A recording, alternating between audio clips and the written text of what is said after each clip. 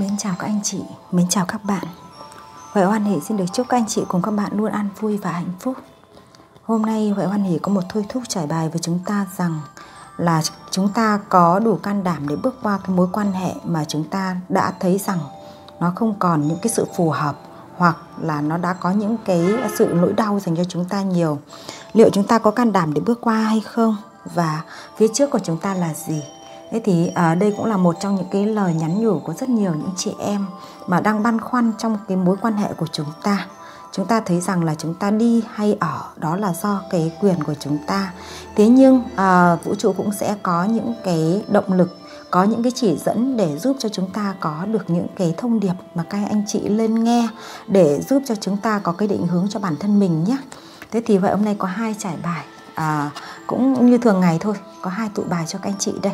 Đó, tụ bài của chúng ta giống như những cái mối quan hệ mà chúng ta cảm thấy rằng nhé, anh chị cảm thấy rằng nó như thế nào thì các anh chị lựa chọn về mình nhé.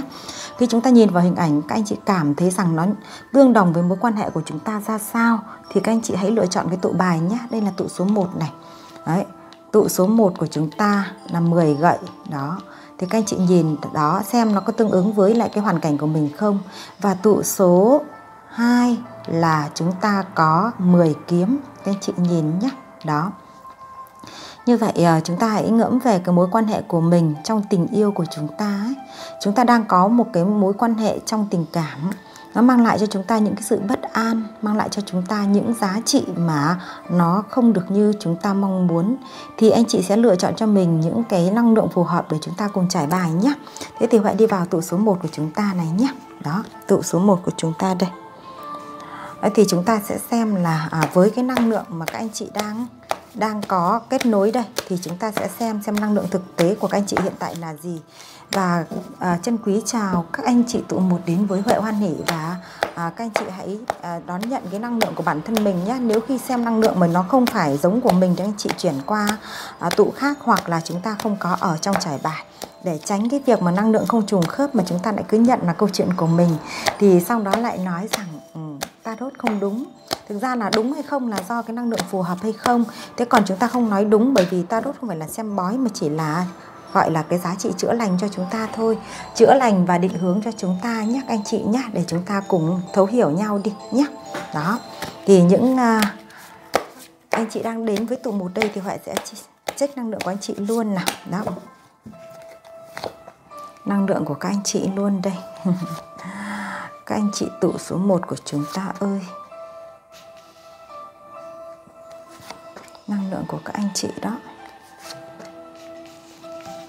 Đấy, Huệ sẽ có cái năng lượng để giúp cho các anh chị nhận biết về cái giá trị bản thân mình nhé. Đó, thì các anh chị nhìn thấy rằng đây, cái thứ nhất đấy là các anh chị thấy rằng trong cái mối quan hệ của bản thân mình hiện tại bây giờ ấy, thực ra nó không phải chỉ có một gánh nặng đâu, nó không phải chỉ có một cái mệt mỏi của anh chị đang được trải qua này đâu, mà thực ra mối quan hệ này nó đã có những cái một cái thời khắc nào đó để cho các anh chị cảm nhận được là hình như nó đã có cần phải kết thúc rồi đấy. Cần phải kết thúc rồi chứ không phải là nó chỉ là gánh nặng đâu. Bởi vậy mà các anh chị nhìn đến đây, bản thân của các anh chị năng lượng đây này, thì chúng ta đang là một cái người mà thực thi, tin vào nhân quả, tin vào những cái giá trị của tâm linh. Nên chúng ta là cái người đang cầm cái cán cân đó, thì chúng ta cần phải minh bạch cho chính bản thân mình, cũng như là cần phải có một cái soi sáng chính bản thân mình. Thì thực ra là các anh chị đã có những cái năng lượng tương đối tốt rồi đây, nhưng mà chính cái năng lượng tốt của các anh chị thì lại các anh chị đặt nó đúng vào những cái mối quan hệ mà chúng ta lại cảm thấy rằng nó là giống như là chúng ta gọi đó là định mệnh của chúng ta ấy. Nên là chúng ta càng muốn gắn chặt nó, chúng ta càng muốn yêu thương và càng muốn sẻ chia nó, thì nó lại càng mang lại cho các anh chị những cái rối bời trong bản thân đây. Đó, cái năng lượng của anh chị thực ra là các anh chị đã ở cái nữ hoàng gậy, là cái người cũng rất là bao dung độ lượng chứ. Các anh chị là cái người mà có cái năng lượng, người ta gọi là năng lượng tâm linh, nhưng cũng lại bao dung độ lượng. Và các anh chị là một người rất giàu cảm xúc. Các anh chị luôn có một cái giá trị, người ta gọi đó là cảm xúc trong bản thân của mình rất là nhiều. Anh chị đã đến với một cái mối quan hệ nào thì các anh chị thường là bị gắn chặt nó vào mối quan hệ đó, bởi vì các anh chị rất trân quý cảm xúc của bản thân mình. Đó. Thế nhưng đây chúng ta nhìn thấy rằng với cái năng lượng của các anh chị nó có sự phát triển đến mức độ như thế rồi, nhưng do chúng ta đang chúng ta nhìn thấy hai cái năng lượng của chúng ta đây nó đều mang cái tính chất, người ta gọi đó là chúng ta có một cái sự cho đi, có một cái sự hướng đến với những cái tâm nguyện của bản thân mình, với những giá trị mà các anh chị cảm nhận được như là bản thân mình phải có trách nhiệm ấy. Đó, cái từ trách nhiệm ở trong mối quan hệ nên là các anh chị sẽ có một cái người ta gọi đó là tự trói chân trói tay mình lại, tự không nhận ra được những cái giá trị chân thực của mối quan hệ, và tự cho mình là cái trách nhiệm, tự cho mình là phải thế nọ phải thế kia với cái mối quan hệ đó. Thế nên chúng ta vẫn đang tự ràng buộc mình vào trong một cái mối quan hệ mà đến bây giờ các anh chị cảm thấy rằng mình gần như kiệt sức, gần như mệt mỏi, gần như phải gồng gánh, và anh chị đang trên một cái cuộc hành trình đùn đẩy cái người ta gọi đó là đẩy cái bánh xe tình yêu của mình với một cương vị một mình. Đấy, một mình chứ không có cái người đồng hành của chúng ta. Đấy, vậy cái người đồng hành của chúng ta trong mối quan hệ này thì họ ở đâu? Họ đang ở cái nơi mà các anh chị thấy rằng bản thân của họ không có một cái hướng về bản thân mình, mà họ chỉ đến với mình để tương tác, để mang lại cho mình những cái sự người ta gọi đó là phát triển bản thân thôi. Bởi vì các anh chị Sa lá Doanh tịch này đó. Thế thì cái điều đó các anh chị đáng nhẽ các anh chị nhìn ra được thấu, thì cái mối quan hệ này nó đã đến lúc mà chúng ta cần phải có sự người ta gọi là kết thúc để chuyển hóa đi. Đấy, nhưng các anh chị vẫn giữ gìn nó rất là cẩn thận như thế này. Thế thì liệu các anh chị có thoát ra được cái năng lượng của mình hay không, thoát ra được cái sự trách nhiệm của mình hay không nhé. Đó, thoát ra được cái trách nhiệm của mình hay không thì chúng ta hãy cùng xem tiếp trải bài cho Huệ nhé. Đấy, vậy cái năng lượng của chúng ta với cái năng lượng như trên thì chúng ta sẽ thoát được ra hay không trong cái mối quan hệ này. Và trước hết để có thoát ra hay không thì chúng ta xem cái mối quan hệ này nó ra thì nó đang ở cái ngưỡng như vậy rồi, thì bây giờ liệu nó có phát triển ra sao nữa hay không thì chúng ta mới có quyết định thoát hay không thoát nhé. Đấy. Đó, các anh chị nhìn thấy chưa? Không chỉ có gánh nặng về thân đâu mà các anh chị còn tổn thương cả về trái tim nữa này. Đó, chúng ta nhìn thấy chưa? Đó, chúng ta đã nhìn thấy ra những cái mối quan hệ mà nó thấy nó mệt mỏi thân tâm chưa? Đó, vậy cái mối quan hệ này Huệ nhìn thấy rằng nó quá là mệt mỏi rồi, nó quá là mang lại cho anh chị những khổ đau rồi. Đấy, hiện tại cũng như là quá khứ các anh chị đã bị tổn thương rất nhiều, các anh chị tổn thương rất nhiều. Cái sự tổn thương này có thể nhiều lần các anh chị đã rình đi, các anh chị đã muốn đi rồi, và các anh chị đã muốn đánh cái bánh xe tình cảm của mình chạy đi rồi. Thế nhưng mà dường như cái mối quan hệ này nó có liên quan đến một cái sự mà anh chị đặt cái niềm tin của mình quá lớn vào nó. Bởi vì đây các anh chị nhìn thấy đây, nó mang cả cái tính chất liên quan đến yếu tố 3, yếu tố thứ ba nữa các anh chị nhé. Có thể liên quan đến 3 người, có thể liên quan đến một cái nhân tố nào đó mà nó tác động lại. Có thể người nhà của họ, hoặc là có thể là một cái mối nhân duyên 3 người, hoặc là có thể là những cái vấn đề liên quan đến tài chính, hoặc liên quan đến vấn đề gì đó mà nó làm cho cái người đối phương của các anh chị này họ không có quan tâm nhiều đến tình yêu đâu, mà họ chỉ là cái người mà mang lại cho các anh chị những cái cảm xúc ban đầu, nhưng sau đó thì lại bị ngưng đi, và cứ lặp đi lặp lại như vậy làm cho các anh chị rất là bị tổn thương, gồng gánh tổn thương một mình trong cái mối quan hệ này. Bởi vậy mà tâm trí của các anh chị ở đây cũng rất là mệt mỏi rồi nhá, tâm trí rất là mệt mỏi. Và đến bây giờ anh chị nhìn thấy xem, bản thân của các anh chị thực ra nó không phải là người yếu đuối, cũng không phải là cái người mà dựa dẫm đâu. Anh chị đều là những cái vua và nữ hoàng của khí, gọi là nữ hoàng kiếm, cũng là người có trí tuệ, là một người vua ly. Các anh chị cũng là người có cái cảm xúc đong đầy, và là một nữ hoàng của gậy, cũng là một người nhiệt huyết, bao dung, độ lượng. Thế nhưng sao các anh chị cứ vướng mắc mãi mà không thoát ra được? Bởi vì các anh chị đang đặt cái trọng trách của mình quá cao.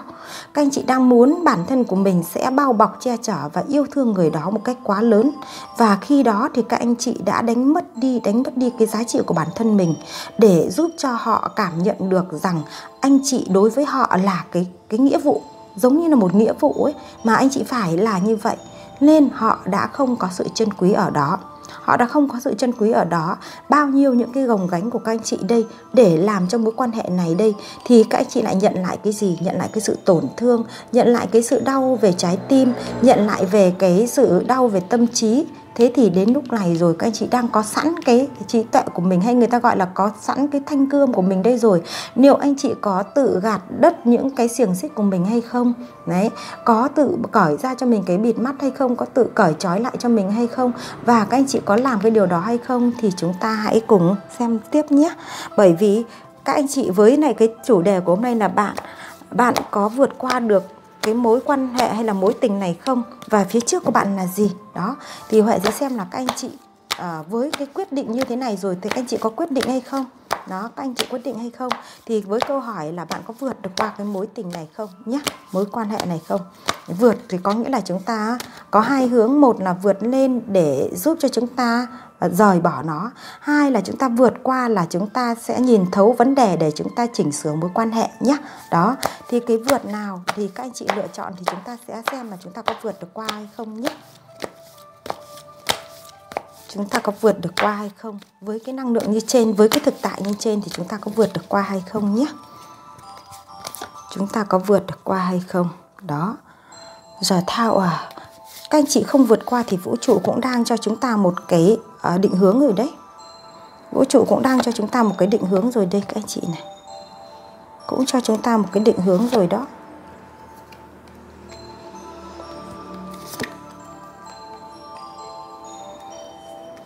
Vũ trụ cũng cho các anh chị một cái định hướng rồi đây. Các anh chị thấy rằng trong cái mối quan hệ của mình mà nó cứ bị buồn, nó cứ bị buồn đau, nó cứ bị gồng gánh như thế kia thì các anh chị cần phải vượt qua. Vượt qua ở đây vũ trụ đã cho một cái giờ tower, có nghĩa là một cái tiếng sét hoặc là một cái sự cố nào đó xảy ra rồi đấy. Một cái sự cố này sẽ khiến cho các anh chị nhìn rõ ra được cái vấn đề của mối quan hệ. Đây nó là một cái vấn đề không được chân thực nhé, không chân thực, mối quan hệ này không chân thực, không cân bằng và có sự ngụy biện, có sự bao biện ở trong đó, có sự giả dối ở trong đó. Bởi vậy mà chúng ta hãy nhìn ra thấu nó đi.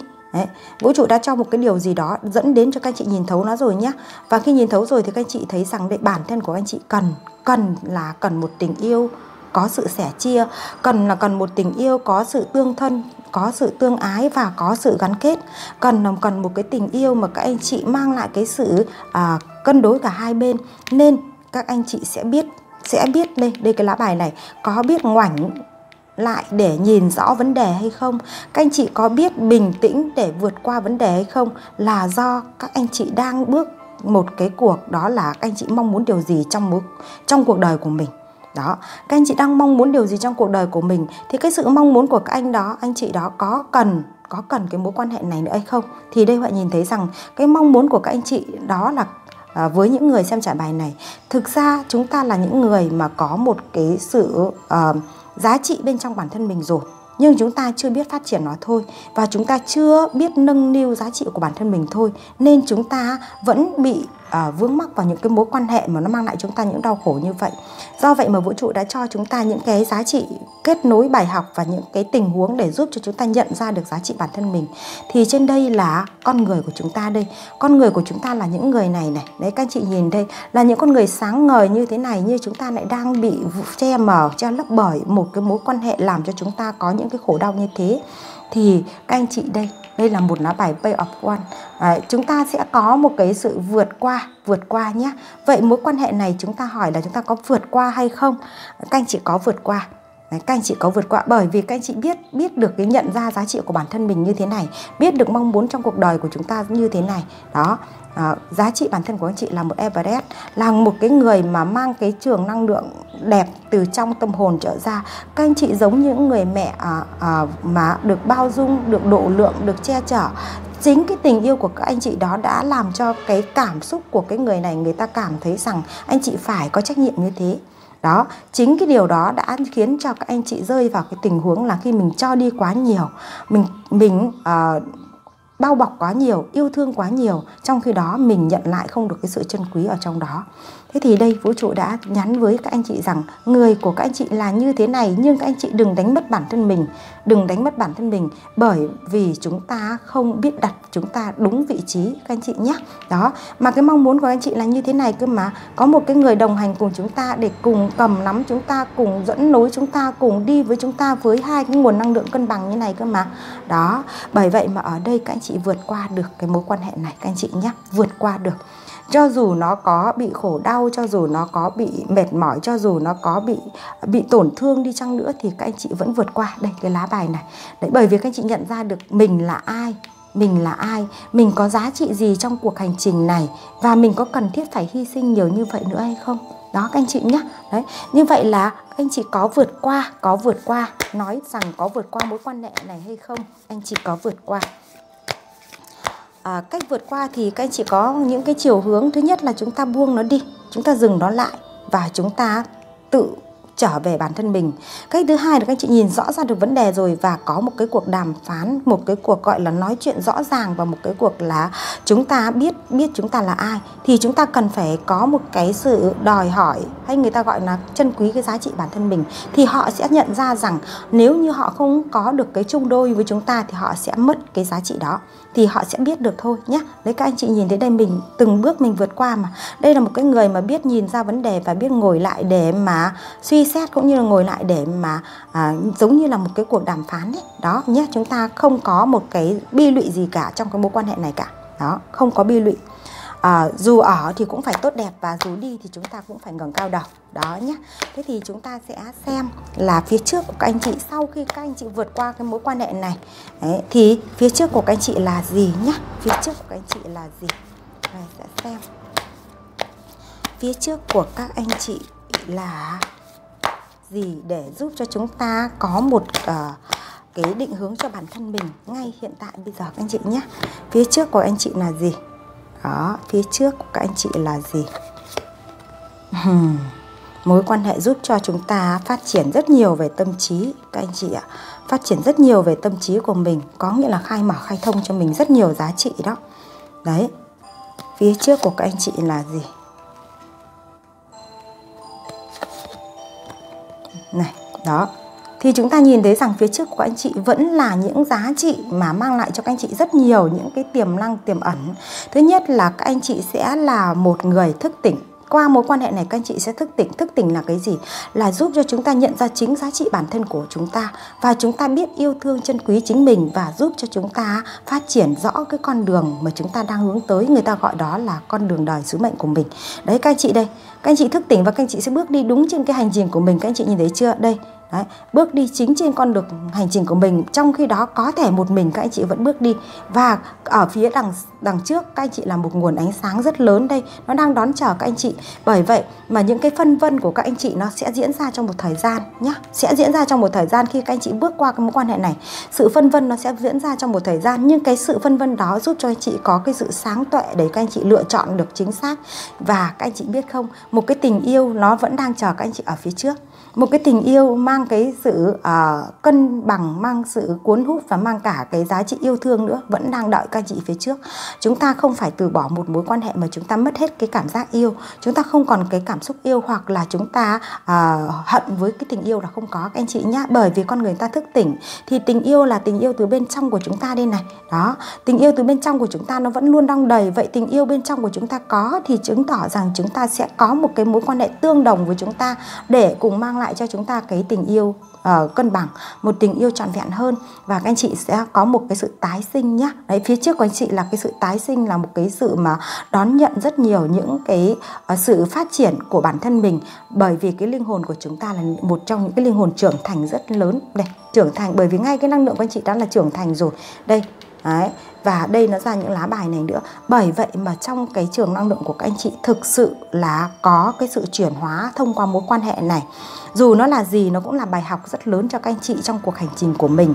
Và các anh chị biết rằng khi mình biết trân quý chính mình đặt mình vào đúng vị trí, thì cái tình yêu của mình sẽ đến với mình với một cái vai trò liên quan đến cái sự cân bằng, yêu thương và cùng sẻ chia các anh chị nhé. Đó, bởi vậy mà với câu hỏi là phía trước của bạn là gì? của chúng ta là gì thì các anh chị nhìn thấy rằng là một sự chuyển hóa ngoạn mục với cái sự phát triển tâm linh của chúng ta, là một cái tình yêu mang cái sự cân bằng và yêu thương cùng sẻ chia vào một cái sự phát triển, giống như là một cái sự chuyển hóa ngoạn mục của cuộc đời mình nhé. Đó, nên các anh chị không có phải băn khoăn nghi ngại gì khi chúng ta đã bị gồng gánh lên quá mức rồi, mà chúng ta vẫn không thoát ra được, thì chúng ta có liệu có bước tiếp hay không, và liệu chúng ta có người ta gọi là có vượt qua nổi được cái mối quan hệ, mối tình đó hay không. Thì trải bài ngày hôm nay Huệ đưa cho các anh chị những thông điệp như vậy, và các anh chị sẽ có vận dụng vào đúng cái mối quan hệ của bản thân mình nhé, mối quan hệ của bản thân mình, để giúp cho các anh chị có được một cái sự phát triển bản thân cho nó phù hợp và nó xứng tầm với lại con người của mình nhé. Thế thì Huệ cũng xin được cái thông điệp của vũ trụ cho chúng ta rằng trên cái cuộc hành trình của các anh chị đi đây, chúng ta cần có đón nhận được cái thông điệp gì, cái chân lý gì để giúp cho chúng ta định hướng cuộc đời mình một cách trọn vẹn nhất nhé. Đó, bởi vậy mà mỗi một thông điệp vũ trụ mang lại cho chúng ta hãy suy ngẫm và cùng vận hành nhé các anh chị nhé. Ngẫm rồi thì chúng ta vận hành theo, còn nếu chúng ta không vận hành thì không có kết quả đâu ạ.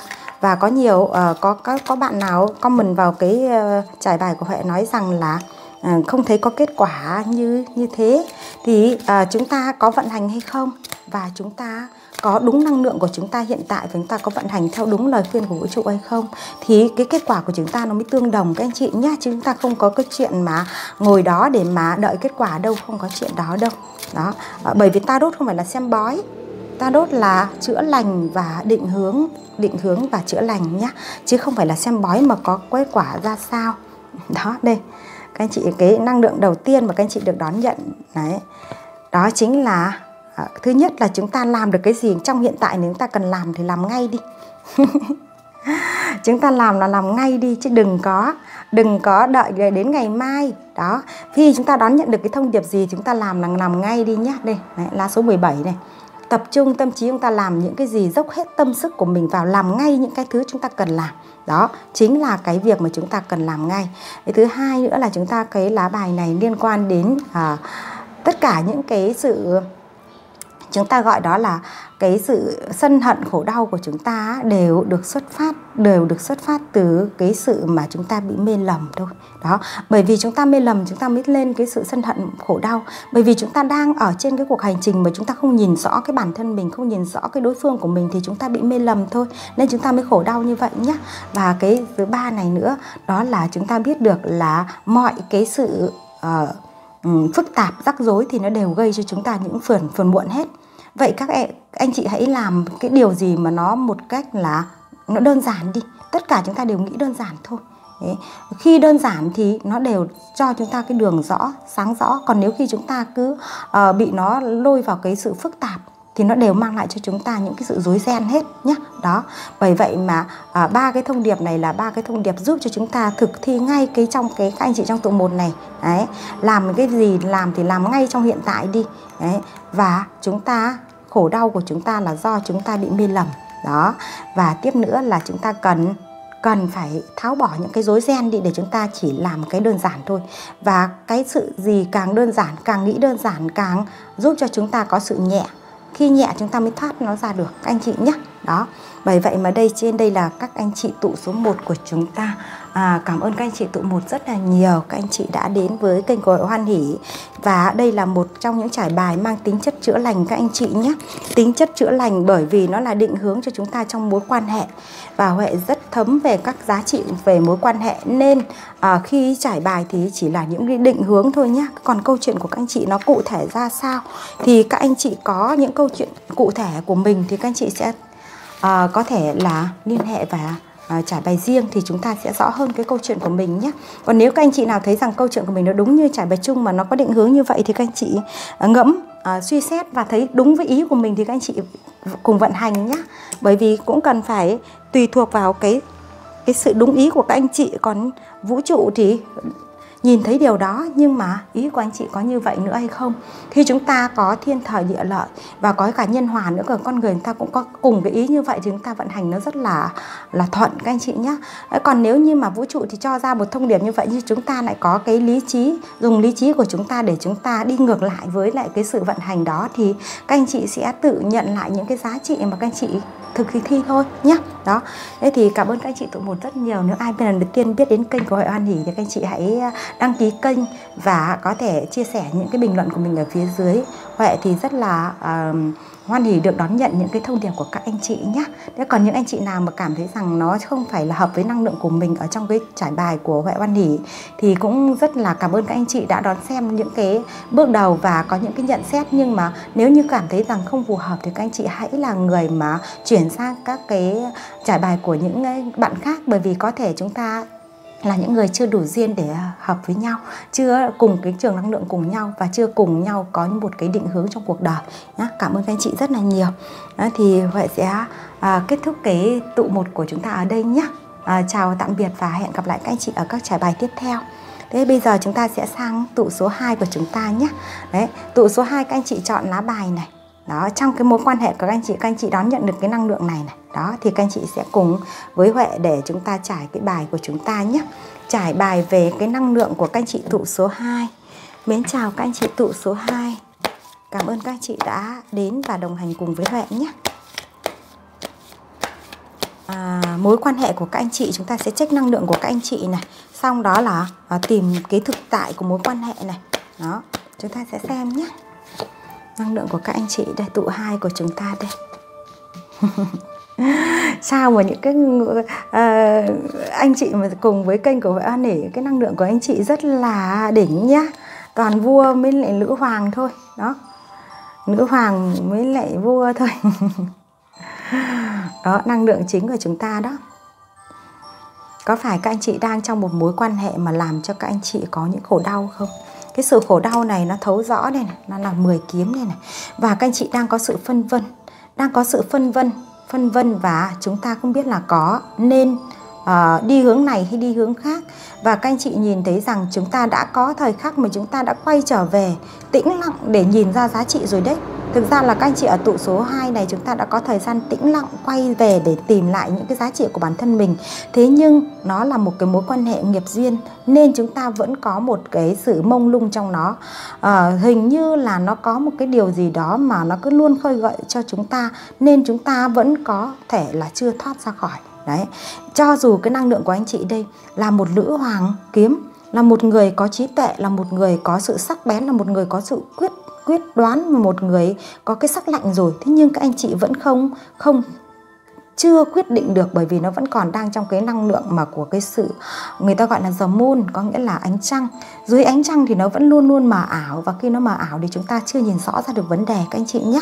Đó, và các anh chị thực ra là trong tụ 2 của chúng ta này, cái năng lượng về trí tuệ các anh chị cũng cao, và năng lượng về tài chính chúng ta cũng có. Bởi vì chúng ta là những ông vua của tiền, có nghĩa là dù các anh chị chưa có tiền nhiều hoặc là đã có tiền nhiều, nhưng các anh chị cũng rất là vững vàng về tài chính.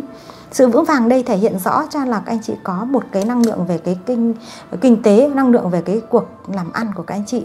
Nhưng khi rơi vướng mắc vào tình cảm thì chúng ta lại bị tổn thương, vì chúng ta gặp phải mối quan hệ nó giống như là cái tiền kiếp của chúng ta, nó quay trở lại, nó là một vòng lặp nào đó để giúp cho chúng ta khó có thể, người ta gọi là mông lung trong mối quan hệ.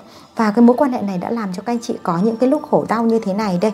Thế thì chúng ta sẽ xem nhé, hiện tại mối quan hệ của các anh chị ra sao, mối tình mà chúng ta đang nghĩ đến với các anh chị nhé. Vậy muốn là khi chúng ta nghe trải bài, chúng ta sẽ vận hành xem đúng có phải câu chuyện của mình hay không, và với câu chuyện của chúng ta thì nó có bao nhiêu ở trong đó để chúng ta chắt nhặt những cái thông điệp phù hợp thôi nhé anh chị nhé. Bởi vì đây là năng lượng trải bài chung nên là nó sẽ có cái sự cộng hưởng các nguồn năng lượng với nhau nhé. Cộng hưởng các nguồn năng lượng với nhau. Khi cộng hưởng các nguồn năng lượng với nhau thì nó sẽ không thể hết được tất thảy. Không thể hết được tất thảy những cái đúng về một câu chuyện đâu. Nó có thể có mấy câu chuyện đấy. Trải bài của chúng ta luôn có cái năng lượng lớn. Luôn có năng lượng lớn. Đó, các anh chị nhìn thấy chưa? Cái mối quan hệ của các anh chị ở đây thì nó lại không liên quan đến cái vấn đề yếu tố liên quan đến vấn đề về cái cảm xúc mà ba người giống như ở kỳ tụ 1, nhưng mà nó lại liên quan đến cái công việc, sự nghiệp. Cái người đang tương tác với các anh chị là người ta chỉ hướng về công việc thôi. Người ta hướng về công việc và người ta coi cái giá trị sự nghiệp của họ là trên hết. Coi giá trị sự nghiệp của họ là trên hết. Và họ là cái người mà ôm ấp rất nhiều cái hoài bão, cái ước mơ và những cái khao khát của họ trên cái con đường sự nghiệp. Bởi vậy mà khi đi bên họ, các anh chị cảm thấy rằng bản thân của mình bị đơn lẻ, bị lẻ loi và bị không có sự quan tâm chia sẻ. Họ là một cái người ôm ấp cả cảm xúc, ôm ấp cả vật chất và ôm ấp cả những cái giá trị của họ đang có. Và những lúc mà họ bị gánh nặng trong cuộc sống của họ thì họ lại quay trở về, họ im lặng. Họ im lặng. Đây toàn những lá bài im lặng thôi này, chả lá bài nào sẻ chia cả. Đó, họ không có cái cảm xúc sẻ chia nên các anh chị đi cùng với họ cảm thấy rằng rất là cô đơn. Cô đơn trong chính cái mối quan hệ của mình. Bởi vì sao? Bởi vì là họ là cái người mà có một cái sự ẩn giấu bên trong của họ rất là kỹ. Họ có năng lực cân bằng cảm xúc rất là cao. Do vậy mà họ thường tự nghĩ, tự làm và tự quyết của họ thôi, chứ họ không có sự sẻ chia nhiều đâu. Đấy, con người này thì họ không có sự sẻ chia nhiều. Bởi vậy mà khi họ đã thiếu đi cái sự sẻ chia ấy, thì cái mối quan hệ của các anh chị giống như là người ta nói rằng chúng ta chỉ yêu như là yêu một mình, như yêu đơn phương ấy. Đấy, thực ra là có hai người yêu nhau nhưng ở đây nó không có sự sẻ chia.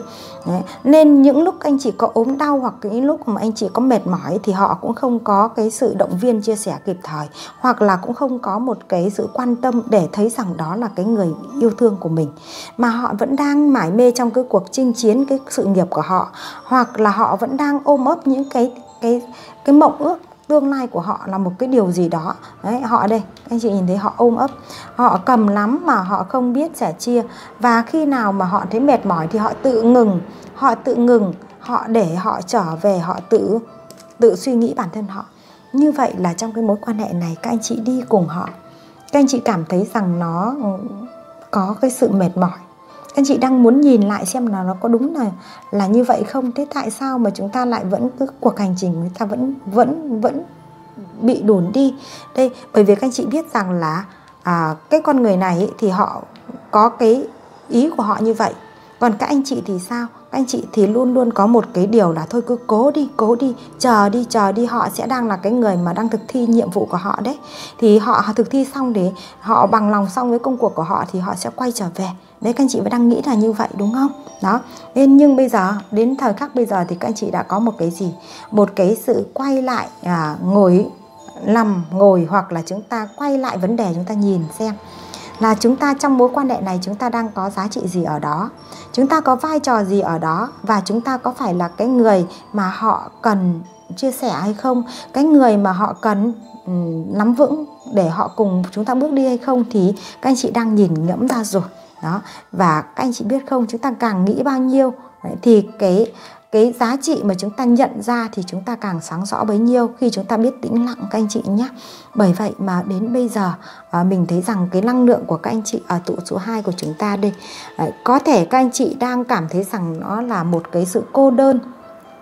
Cái lá bài này thì có thể là mang tính chất là cô đơn một mình, có thể là nỗi đau trong trái tim, nhưng mà nó lại là cái nỗi đau về cái sự lẻ loi đơn bóng nhé. Bởi vì đấy, các anh chị nhìn thấy đây nó không có cái lá bài nào liên quan đến hai cả, toàn một mà cứ phát triển thôi. Hai chẳng hòa dụ có hai là do gì? Là do mộng ước về quá khứ thôi. Đấy, đây là cái mối nhân duyên tiền kiếp. Các anh chị có một cái điều gì đó mà chưa trả nghiệp xong với nhau, đến bây giờ chúng ta tiếp tục cái cuộc đồng hành nhé. Đó. Thế thì liệu các anh chị có thoát ra được cái mối quan hệ này không? Có thoát ra được hay không? Thì phải nhắc lại cái sự thoát ở đây có hai chiều hướng. Một là chúng ta sẽ thoát bằng cách chúng ta chỉnh sửa mối quan hệ, bằng cách là chúng ta có sự sẻ chia với nhau và mang lại những cái sự thấu hiểu nhau và mang lại cho nhau sự cân bằng hơn trong mối quan hệ. Tình yêu thì phải có sự sẻ chia và tình yêu phải có cái sự vun đắp cùng nhau. Đó, đấy là cái sự vượt qua thứ nhất. Cái thứ hai là chúng ta có một cái sự rời đi, buông đi và chúng ta dừng lại. Thì cái điều đó chính là sự người ta gọi là cái định hướng số 2. Thế thì với cái năng lượng của các anh chị như thế này thì xem là các anh chị có vượt qua nổi cái mối quan hệ này hay không nhé. Vượt qua nổi hay không nhé. Cái nào nó cũng có cái thử thách của mình đấy các anh chị ạ. Dù chúng ta có chỉnh sửa mối quan hệ thì cũng là một thử thách cho bản thân mình. Dù chúng ta có dừng lại để chúng ta buông đi thì cũng là một thử thách đối với bản thân mình. Thì các anh chị xem chúng ta có vượt qua không nhé. Các anh chị có vượt qua hay không nhé. Trái tim của anh chị bị đau này.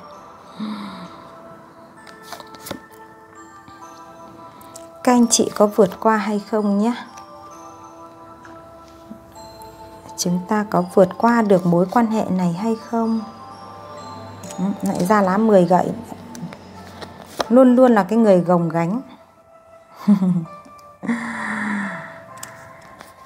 Đây, cái năng lượng của các anh chị ở cái tụ này thì nó lại không rõ ràng là có vượt qua hay rõ ràng hay không. Nhưng mà các anh chị đã nhận ra được rằng trong mối quan hệ này các anh chị mệt mỏi lắm, đau đớn lắm. Bởi vì chúng ta vẫn thường đi một mình, chúng ta vẫn thường có một cái sự lẻ loi và chúng ta vẫn thường có một cái sự tổn thương. Đó, nên các anh chị vẫn có 3 kiếm này. Bởi vậy mà khi nhận ra được cái 3 kiếm này thì các anh chị có một cái sự chuyển hóa rồi đây. Chuyển hóa rồi đây có nghĩa là cái số 14 là sau khi cái sự death kết thúc là chúng ta chuyển hóa. Thì ở đây chúng ta có một cái sự chuyển hóa từ cái nỗi đau này để chúng ta chuyển hóa, để chúng ta trở thành con người. Mà mục tiêu của các anh chị là cái này cơ. Mục tiêu của các anh chị tụ 2 này của chúng ta là người có 10 cốc, một cái người ung dung sung túc trong chính cuộc đời của mình. Bởi vì các anh chị có trí tuệ, anh chị có tài vật, anh chị có 2 cái năng lượng rất là tốt này rồi. Nhưng mà khi anh chị vướng mắc vào cái mối quan hệ này thì các anh chị đã đánh mất đi rất nhiều những cái năng lượng của bản thân mình, để các anh chị cảm thấy rằng không còn cái sự sung túc ngay trong chính cái cuộc sống của mình nữa. Sung túc ở đây là 9 cốc. 9 cốc là có nghĩa là cái năng lượng của chúng ta nó ung dung tự tại. Thế nhưng khi chúng ta tác động với mối quan hệ này làm rút của chúng ta đi cái năng lượng ung dung tự tại đó, thì cái mục tiêu của chúng ta là như này cơ. Thì bây giờ các anh chị đã nhận ra rồi, tổn thương về trái tim, tổn thương về hao gầy, về sức lực, thì anh chị thấy rằng mục tiêu của chúng ta là chưa đạt được trong mối quan hệ này. Và các anh chị biết không, khi chúng ta càng hành động, càng quan tâm, càng phát triển mối quan hệ này thì gánh nặng ở trên lưng của các anh chị càng nhiều. Đó, gánh nặng canh lưng. Các anh chị vẫn đồng hành một mình đây, vẫn cứ độc hành một mình đây. Và trên cái cuộc hành trình này các anh chị ôm đồm rất nhiều giá trị. Bởi vì trong tình yêu thiếu đi sự sẻ chia, nó sẽ còn đơn độc như thế này đây. Và các anh chị thấy rằng anh chị lại là cái người mà sẽ có cái sự ôm ấp. Người ta gọi đó là nếu như các anh chị vẫn có cái năng lượng mà cứ nhìn vào những cái giá trị mà anh chị đang có đây này, thì các anh chị sẽ bị nó lôi về cái quá khứ của các anh chị. Nhưng mà có một người đang muốn trao cho các anh chị một cái cốc tình yêu ở bên cạnh này thì các anh chị này đang thờ ơ này. Vậy các anh chị ở tụ số 2 của chúng ta có vượt qua hay không? Thì anh chị ở năng lượng này họ chưa nhìn thấy các anh chị có vượt qua hay không. Bởi vì các anh chị chỉ mới hướng đến mục tiêu này, nhưng các anh chị vẫn bị gánh nặng về cái cảm xúc của mối quan hệ. Và các anh chị vẫn đang hướng mình về cái hiện tại này, cái mối quan hệ này, mà các anh chị chưa có một cái giải pháp để giúp cho chúng ta chuyển hóa nó. Chưa có giải pháp, bởi vì nhìn vào đây chưa có giải pháp. Cứ đồng hành một mình thôi mà các anh chị không dám nói. Thực ra là chúng ta không dám nói nên cái ý nguyện của bản thân mình. Nếu như chúng ta nói ra, chúng ta sợ rằng người ta sẽ không đồng tình với mình. Bởi vì con người này cũng rất là bảo thủ đấy, rất là bảo thủ. Không đồng tình với mình thì mình lại nhỡ mình lại mất cái mối quan hệ này thì sao? Đó, mà người ta cũng không phải là cái người không tốt. Người ta có tốt nhưng người ta chưa tốt hết với mình thôi. Đó, bởi vậy mà các anh chị vẫn lo sợ nên cứ gồng gánh như này. Đó, bởi vậy mà các anh chị chưa vượt qua đâu nhé. Vậy xem là Vậy khi nghe đến cái trải bài này mà các anh chị có một cái thôi thúc trong bản thân của mình là chúng ta phải biết chia sẻ, chúng ta phải biết đàm phán, và chúng ta phải biết nói ra những cái tâm tư suy nghĩ của mình cho cái người đối phương đó. Nếu như họ cùng hướng với chúng ta thì họ sẽ cùng với chúng ta, cùng đi, cùng gồng gánh những cái sự nghiệp của mình, cùng phát triển với nhau. Còn nếu như họ không cùng hướng với chúng ta thì đâu mà chúng ta cứ phải một mình gồng gánh như thế này. Đó, bởi vậy mà chúng ta đang thiếu đi một cái sự, rõ ràng là có là Nữ Hoàng Kiếm, nhưng mà chúng ta lại thiếu đi cái sự quyết liệt, thiếu đi cái sự quyết tâm của chúng ta nhé. Đấy, nên là chúng ta vẫn bị ngồi mà thờ ơ này, mà chúng ta biết đâu được. Đây này, có một cái người nào đang mang một cái cốc rất là to này, còn đầy cái tình cảm này, các anh chị nhìn thấy chưa? To mà đầy tình cảm này, đang trao bằng cái tay rất là ân cần như này, chúng ta bỏ đây, chúng ta có nhìn đâu. Đó, bởi vậy mà chúng ta chưa thoát ra khỏi quá khứ. Chúng ta chưa thoát ra khỏi quá khứ. Vậy thì xem tiếp xem nào. Vậy nếu như khi nghe được cái thông điệp này thì các anh chị có quyết định ra sao nha. Vậy xin 3 lá bài thôi, 3 lá bài của vũ trụ thôi. Có quyết định ra sao nữa hay không? Còn nếu không quyết định ra sao nữa thì Huệ cũng hết. Đó, các anh chị có nè. Đây, quyết định ra sao? Các anh chị sẽ có quyết định là các anh chị sẽ dùng chính cái nội lực phát triển mạnh mẽ bên trong bản thân của các anh chị để các anh chị biết được là cái cốc tình cảm của các anh chị nó không đong đầy như các anh chị nghĩ đâu, mà nó đã bị dò dỉ rồi. Các anh chị có muốn chắp vá nó hay như thế nào đó thì nó cũng đã dò mất một phần rồi đây này. Đó nhá. Và các anh chị sẽ biết rằng mình cần một cái cốc tình cảm trọn vẹn hơn, nên các anh chị sẽ quay trở lại với chính bản thân mình, giống như là tu tập ấy.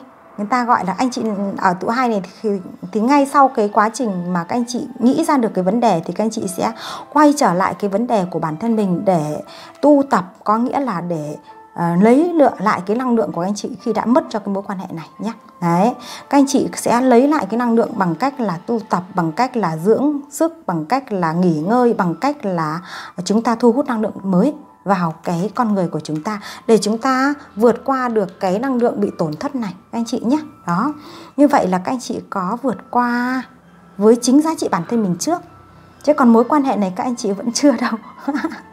Các anh chị ở tụ 2 chúng ta chưa vượt qua mối quan hệ, mà các anh chị mới chỉ là vượt qua chính bản thân của mình về suy nghĩ của mình thôi, chứ anh chị vẫn cứ ôm ấp một mình, chứ có sự sẻ chia nào đâu, không có.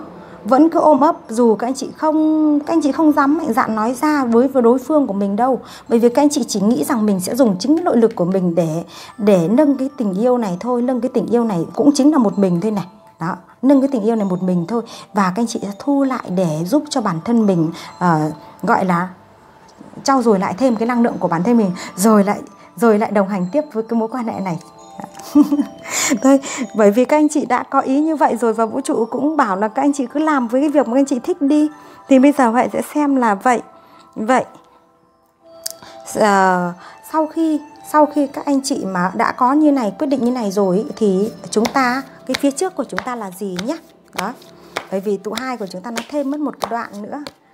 Sau khi chúng ta đã có như thế rồi thì phía trước của chúng ta là gì nhé. Huệ sẽ xin các lá bài của vũ trụ phía trước của các anh chị là gì nhé. Phía trước của các anh chị nào. The Magician. Phía trước của các anh chị là gì?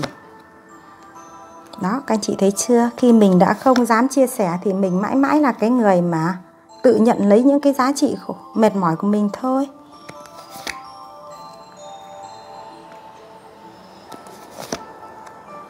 Đó, phía trước của các anh chị là gì? Là một chặng đường tiếp theo.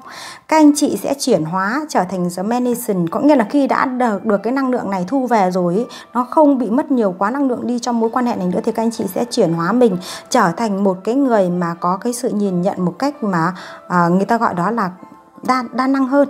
Đấy, các anh chị biết đa năng hơn so với cái trước đó, và các anh chị có xu hướng rời đi các anh chị nhé. Các anh chị sẽ có xu hướng bước đi độc hành trên cái cuộc hành trình của mình, độc hành đi. Đó, và các anh chị thấm được cái điều đó là thực ra là có cố gắng đi bao nhiêu chăng nữa, một mình có cố gắng đi bao nhiêu chăng nữa thì nó vẫn là cái sự cô đơn thôi. Nó vẫn là sự cô đơn thôi. Các anh chị thấy cái lá bài của tụ 2 này lạ kỳ chưa? Đến bao nhiêu trải bài này mà vẫn cứ sự cô đơn thôi này. Đó. Bởi vậy mà chúng ta thấy rằng chúng ta cần phải biết được bất kỳ một mối quan hệ nào cũng cần phải có sự trân quý cả hai. Đấy, phải có sự trân quý cả hai. Đó, thì cái giá trị đó mới mang lại cho chúng ta được cái sự cân bằng được và cái sự phát triển được. Do vậy mà các anh chị sẽ có quyết định lựa chọn nhé các anh chị nhé. Trong cái tụ số này, sau cái quá trình đó thì các anh chị sẽ phía trước của anh chị là gì thì các anh chị sẽ nhận ra được vấn đề, và các anh chị có thể sẽ đi độc hành một mình trong một chặng đường, và các anh chị biết được cái giá trị của tình yêu, giá trị của bản thân và giá trị của con người mình, và lúc đó các anh chị sẽ cho mình cái quyết định lựa chọn. Đấy, cái sự lựa chọn của chúng ta là do chúng ta hạnh phúc hay không là do chúng ta lựa chọn, và chúng ta biết được là cái lựa chọn của chúng ta đau đớn thì là chắc chắn rồi, có nghĩa ai bị đau đớn thì là chắc chắn rồi, cái gì mà nó mang lại chúng ta sự đau là chúng ta nhận được, nhưng mà đau khổ hay không là do lựa chọn. Chúng ta có đau khổ hay không là do chúng ta lựa chọn. Chúng ta lựa chọn cái cách nào thì chúng ta nhận lấy cái giá trị đó. Nếu như mà chúng ta lựa chọn mà mang lại chúng ta sự đau khổ, đó là do chúng ta lựa chọn thôi, chứ không ai mang đến cho mình sự đau khổ cả. Đấy, còn đau đớn về thân thể thì có anh chị nhé, cái đấy là điều hiển nhiên là có. Bởi vậy mà các anh chị tụ số 2 của chúng ta ơi, với cái sự băn khoăn trong cái cuộc sống của chúng ta nhiều như vậy ý, thì các anh chị vẫn là cái người mà luôn hướng về cho người khác, nên các anh chị không dám nói lên cái giá trị của bản thân mình. Các anh chị cứ lo sợ rằng bản thân mình khi nói ra họ không đồng tình, họ không cùng chí hướng thì chúng ta sẽ mất mối quan hệ. Thì các anh chị lại tự thu mình về để mà tự sửa chữa mình. Đấy, tự sửa chữa mình, nhưng cái sự tự sửa chữa mình đó nó cũng chỉ có giới hạn thôi. Khi chúng ta mà vẫn cứ đi trên một cuộc hành trình trong mối quan hệ hai người mà chúng ta đi một mình ấy, thì chúng ta sẽ là cái người vẫn cứ cô độc thôi. Đấy, không có thể thoát ra được. Thì đến lúc đó các anh chị mới lại nhận ra được tiếp nữa nhé. Và lúc đó biết chắc rằng các anh chị sẽ có cái sự lựa chọn. Đó. Đấy thì Huệ sẽ xem là vậy. Với cái cuộc hành trình của các anh chị nó vẫn còn dài ở phía trước như vậy thì chúng ta cần có cái bài học gì, thông điệp gì mà vũ trụ mang lại cho chúng ta để giúp cho chúng ta nhận ra, và chúng ta có thể rút ngắn cái cuộc hành trình của mình lại nhé. Bởi vì khi chúng ta nghe cái này thì chúng ta có thể rút ngắn được cái cuộc hành trình của chúng ta lại này. Đấy, nó vẫn ra cái năng lượng của chúng ta này. Đó. Đấy, ra cái lá bài này thì nó mới chuẩn đúng là cái năng lượng của chúng ta luôn. Đây. Cái thứ nhất ấy, là chúng ta quá khứ thì đã đi qua, đã biến mất rồi. Đấy, còn tương lai thì chưa đến, mà chúng ta hãy là người sống trong hiện tại. Vậy hiện tại khi các anh chị biết được cái giá trị của mối quan hệ của chúng ta thì chúng ta đừng nhìn vào quá khứ nhiều nữa. Cho dù quá khứ có tốt đẹp đi bao nhiêu chăng nữa, nó cũng chỉ là bài học của mình thôi. Đừng sống trong quá khứ các anh chị nhé, đừng sống trong quá khứ. Có thể những kiếp trước các anh chị là những cái đôi rất là hoàn mỹ với nhau, đến kiếp này nhận lại chúng ta lại cảm thấy rằng nó có một cái điều gì đó nó thân thiết gần gũi. Thế nhưng mà trong thực tế này chúng ta có nhận được cái giá trị đó hay không thì chúng ta phải cảm nhận nhé. Quá khứ đã trôi đi rồi, tương lai thì chưa tới. Vậy chúng ta hãy sống ở hiện tại này đi. Các anh chị càng sống ở hiện tại bao nhiêu giá trị thì chúng ta càng được đón nhận thực tế bấy nhiêu. Và đây là một cái thông điệp rất quan trọng nữa là trái tim của chúng ta cần đặt đúng vị trí. Đó, trái tim của chúng ta cần đặt đúng vị trí thì nó mới mang lại giá trị tốt lành cho cả hai. Đó, cần đặt đúng vị trí nhé. Tình yêu chúng ta cũng phải đặt đúng vị trí. Và cái ý thứ ba này, chính cái trái tim người ta gọi là chinh phục cái chưa hoàn thiện, cái chưa tốt bằng chính cái hoàn thiện. Hay nói cách khác là chúng ta chinh phục cái chưa tốt bằng chính cái lòng tốt của mình. Đó. Thì ở đây chúng ta có 3 cái trải nghiệm đó thì giúp cho chúng ta điều gì? Giúp cho chúng ta cần phải biết nhìn vào thực tế hiện tại và biết đặt trái tim của chúng ta đúng chỗ, và chúng ta hãy chinh phục những cái thứ mà nó chưa được trọn vẹn, chưa được đầy đủ bằng chính cái lòng tốt của mình các anh chị nhé. Đó chính là cái điều mà vũ trụ đang muốn nhắc tới các anh chị tụ số 2. Trả bài của anh chị tụ 2 thực sự là nó còn rắc rối rất nhiều, bởi vì đây là năng lượng chung nên Huệ chỉ đọc đến thế thôi. Chứ còn bây giờ để bảo là để cái kết nó ra sao, các anh chị phát triển ra sao nữa thì thực ra là mỗi người có một cái sự hành trình. Huệ đọc đến hành trình thế là các anh chị hiểu rồi. Đó, bởi vậy mà nếu như ai muốn cái kết của mình cụ thể ra sao thì nó phải đúng cái năng lượng của các anh chị và đúng vào cái câu chuyện của các anh chị cơ nhé. Đó, thì đây là trải bài mà mang tính chất mà người ta gọi là chữa lành và cùng sẻ chia. Thì các anh chị hãy lắng nghe và thấu hiểu những cái sự dẫn truyền của Huệ Hoan Hỷ đến với các anh chị thông qua Tarot. Và Tarot chính là một công cụ để giúp cho chúng ta chữa lành và định hướng cho bản thân mình. Còn năng lượng của các anh chị đến đâu và chúng ta vận hành ra sao thì nó sẽ ra kết quả bằng đó. Năng lượng thì không bao giờ giữ yên đâu các anh chị, nó có thể ổn định là tốt rồi. Thế còn nếu như năng lượng của chúng ta mà nó lên xuống thất thường thì chúng ta cũng không phải là kết quả nó ra được như vậy đâu nhé. Vậy kính chúc các anh chị luôn luôn có sự an vui và định hướng rõ cho cái cuộc sống của mình, đặc biệt là trong cái mối quan hệ, làm sao cho chúng ta có một cái cuộc sống nó an vui ngay trong hiện tại của mình. Có nghĩa là có tình yêu cũng tốt, chưa có tình yêu cũng tốt, và chúng ta đi một mình cũng tốt, mà chúng ta có hai mình thì càng phải tốt hơn. Đấy các anh chị nhé. Cảm ơn các anh chị rất nhiều và hẹn gặp lại các anh chị ở các trả bài tiếp theo nhé.